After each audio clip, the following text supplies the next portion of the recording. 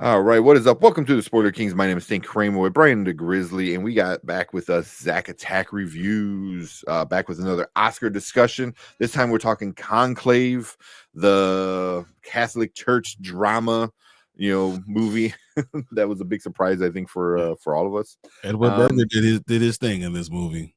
But yeah, so we're going to talk about that. But before we do, Zach, why don't you give a shout out to your channel where people can find you?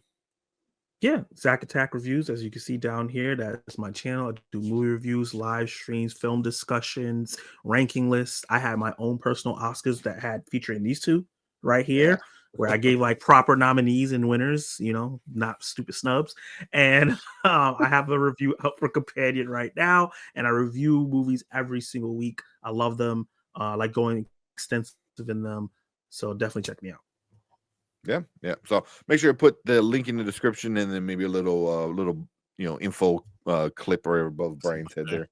Yep.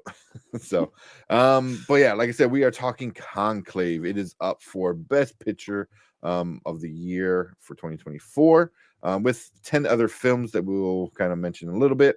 But we'll start off with Zach. What you think about Conclave, and does it deserve to be in this list? I really enjoyed Conclave a lot because I went into it with low expectations. So I saw the trailer. I was like, this looks boring. I don't want to watch this. But because it's got Oscar buzz, I'm going to go check it out. And I came out very pleasantly surprised. Edward Berger and whoever wrote the script did a great job of writing a thriller that's not scary. Like, there's nothing scary about this movie. There's not really any action except maybe one surprising piece that happened. And it's just people talking in rooms. And they just made it so engaging. And that's the type of films that people say are missing these days, right? Like those classic films where it's just people struggling with a moral dilemma, and it's not a bunch of jokes, and it's like great performances. It has all those classic drama stuff that not only do like older people like, but like the Academy. So it makes sense that it got nominated for a bunch of this stuff. From a performance standpoint, Ralph Fiennes is fantastic. Stanley Tucci, I think maybe should have gotten some love. Lithgow was really good. There's a Spanish one that was like the villain. I forget his name right now. I feel bad. He was fantastic in it as well as like the antagonistic force in the movie. There was just a really engaging film that never felt slow. I never felt like, oh God, this is just going on and on and on. I was like, who is going to be the next pope? Like, I actually cared. Because I didn't realize choosing the Pope was such like a political thing. Like, it felt like I was watching like real world United States politics. Yeah. And the fact that there's so much diversity and representation in terms of like, well, these people of Catholic believes in this and it's versus this. I didn't even know that the church was like that. I thought everybody was aligned with the beliefs, but it's not like that either. So I learned something from this film, which I think is definitely well deserving for Oscar. It got 8 nominations, which a lot of people say it overperformed, and I'm happy it got that. For me, it was number 60 out of the 100-something films I saw, so it wasn't in my top 10, top 25 films. But I saw a lot of great movies. In my opinion, I saw a lot of great movies last year. So it's still like way before halfway through my list of all the movies I saw this year, last year. So I really enjoyed this. I think that it deserves all the nominations it got, and I think it got snubbed from one big one. Yeah. So before we get Brian's take on it, we will go through the categories real quick. So it is for Best Picture, like we did say, and it is also for. Sorry, my cat stepped on my keyboard and decided I wanted to mess everything up. Daphne, I had it all ready to go. So it's up for Best Picture, like we said. It is also up for. Bring it up here. Actress with Isabel, Rossellini, in it. Not a big part, but definitely a supporting role. Costume design, it's up for costume design. It is up for film editing. It is up for music original score. It is up for Best Picture. It is up for production design, and writing, adapted screenplay, right? Yeah, and then 2016 book, right? Was it?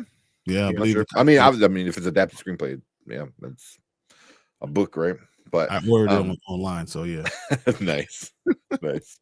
But besides best picture, I think one of the other big categories is actor in a leading role with Ralph Fiennes coming in it. He hopefully this might be his year, but he is going against Adrian Brody, Timothy Chalamet, Coleman Domingo, and Sebastian Stan for this category. What do you guys think about him winning it? Does he have a shot? Exactly. He's a dark horse to me. I think with the AI scandal for the Brutalists, I think Adrian Brody was the front runner. I think the AI thing kind of hurt that a little bit. Coleman Domingo, I think, would be too. I think was like almost on the same level as Adrian Brody into having a chance. Sebastian Stan definitely should have had a chance, but because it's about Donald Trump, I don't think they're going to award him for it. And Timothy Chalamet seems like the front runner. I think his award campaign that he's been going on, I feel like all that's gonna happen. The only way I feel like Ray Fiennes had a chance if there was like a negative marker on everybody else. Because I don't think he has the flashiest performance here. I think it's very reserved, which is still incredible, but it's still very reserved. He has like a great monologue, but like throughout the movie, he's kind of quiet. So I could see, because of the muted performance, I'm not rewarding him for it. Okay. What about you, Brian? Think he deserves it? I think he definitely deserves it. I personally think that it was one of my favorite movies of the year. So seeing him, and it's just a movie that I didn't see coming. So seeing him perform the way he did, was epic to me. Well, you don't have to be yelling and shouting and doing all this action for it to be a great performance, but to believe that you are actually the character that you are, that you're portraying. I totally believed it. I think he did. I've seen The Brutalist. I think he's better. I've seen a lot of these movies, and I think he's done a better job. So, is he going to win? No, but he'll definitely be in my top 2 or 3. Yeah. I haven't been hearing that Timothy Chalamet is the front runner because of the Adrian Brody AI thing that's happened in the past like week or so. I want to say so. But you never know. We still got about 4 or 5 weeks before the Oscars. That might kind of get pushed under the rug a little bit. We still also have SAG and the Critic Choice. As well. So we'll get some information. Who wins there? That might. Yeah. So we'll see. The scandal is still kind of a little bit far out. So and we'll But I enjoy Ralph Fiennes in this movie. Kind of like how both of you guys said, I came into this movie not really wanting to watch it. I'm like, oh, it's gonna be artsy fartsy. It's gonna be a pretentious movie. It's about picking the Pope. Like how interesting is that really gonna be? And I was completely blown away by this movie. Completely blown away. From beginning to end, I just loved everything about it. Like just the infighting and the political stuff, and even the beginning where like the first Pope is dead and they're already in the room kind of talking about it, and it seemed like I'm like, oh, this is going to be something I didn't expect, and it turned into, with the twist ending and a lot of cool shots. I thought this shot was shot very beautifully, and I think that's what kept you engaged in it. It was like seeing the great shots and the great dialogue between everybody, and this really interesting political story. So it definitely surprised me. It's up in my top 10. So I had it in my top 10 too. I thought this, honestly, I think I told you guys when I watched it, the first half an hour, I was falling asleep because I was not thinking that anything was going to happen. But every time I was like trying to drift off, something happened. And I was like, okay, let me pay attention. I want to still pay attention.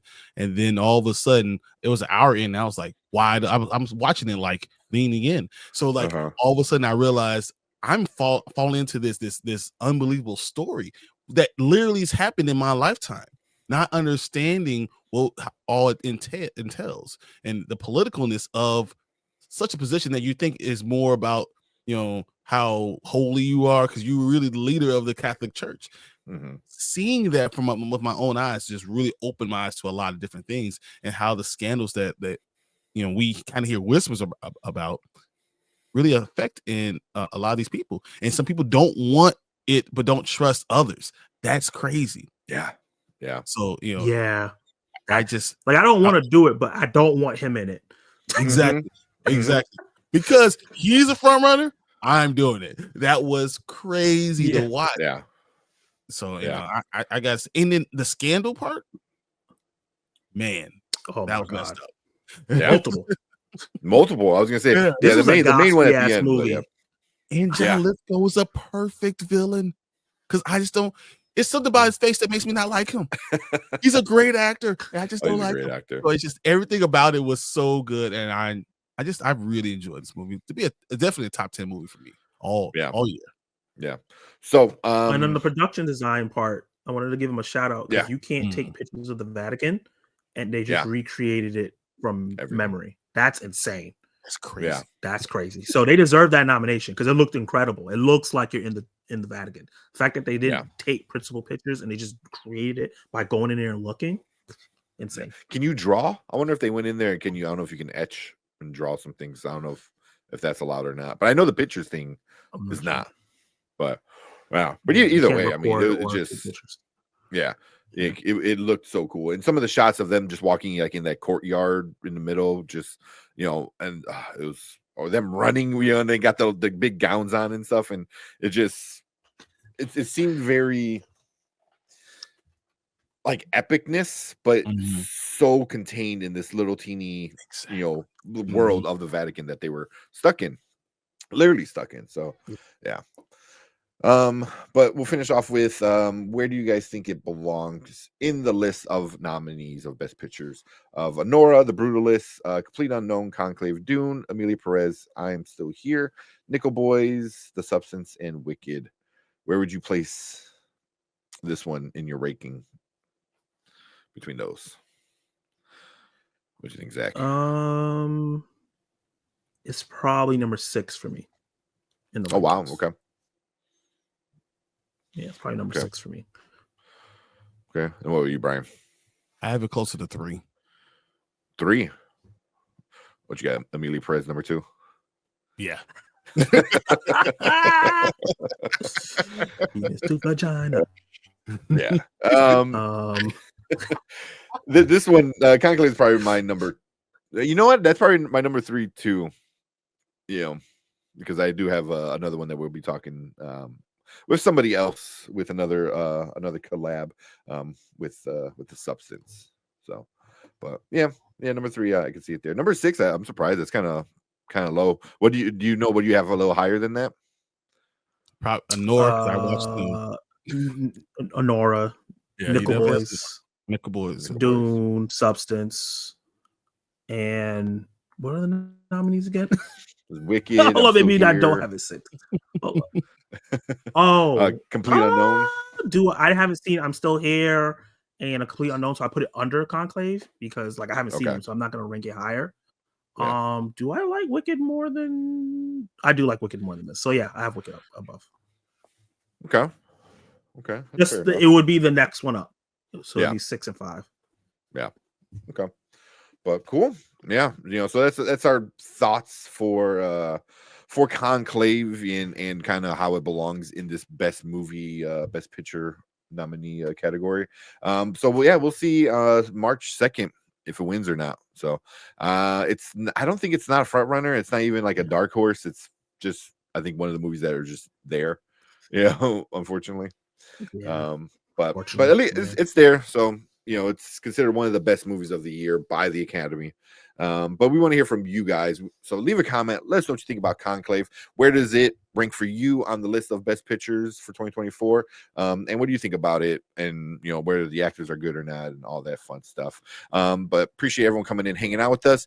Anybody watching, make sure you check out Zach Attack Reviews. Go give a sub to Zach. Join his live shows. Join his reviews. He's a great content movie tuber. So definitely appreciate Zach coming in, hanging out with us with these Oscars. But make sure you guys subscribe to the Spoiler Kings as well, because we're going to keep going with these Oscar movies with some more guests. And so we appreciate everyone coming in, hanging out with us. And we see you guys in the next Oscar discussion. Later.